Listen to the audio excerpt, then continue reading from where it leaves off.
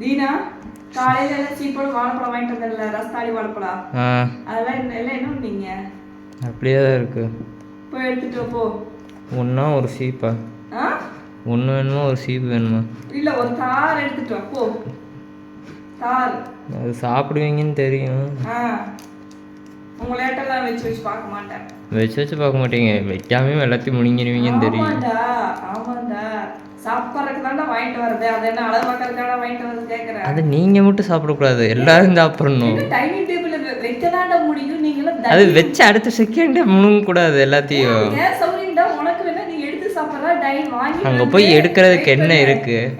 Dining டேபிள்ல வாங்கிட்டு வந்து வைக்க மட்டும்தான் முடியும், சரியா? உனக்கு தேவைன்னா நீ போய் எடுத்து சாப்பிடு. நீ குழந்தைகளை இந்தாப்பா எடுத்துக்கோ அப்படின்னு சொல்றதுக்கு அங்க வாங்கி வந்து அடுத்த செகண்டே முழு சீப்பே முழுங்கன்னா நாங்க என்ன பண்ண முடியும்? முழு சீப்பே முழுங்க நீங்கள் விட்டுட்டாலும் அப்படிதான் இருக்கு. சரியா? போ போ, போய் படிக்கிற வேலை போ. கோயிலா உங்க நார்த்தங்க மரம் என்ன பண்ணுதுன்னு தெரிஞ்சுக்கலாமா?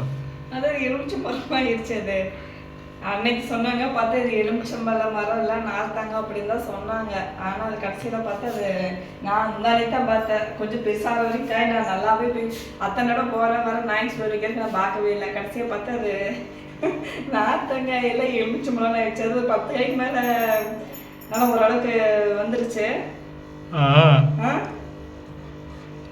10 காய்க்கு மேலே நல்லா காய ஆச்சிருச்சு. இல்லை சொல்லவே இல்லை எங்கிட்ட வீட்டில் ஒருத்தர். நான் பக்கம் போகவே இல்லை. நாய் சோறு எப்போ வரேன் அந்த எலுமிச்சம்பழத்துக்கு போய் நான் பார்க்கவே இல்லை. நான் பூனை மற்ற என்ன பண்ணி வச்சிருக்குதுங்க பார்க்கலையா?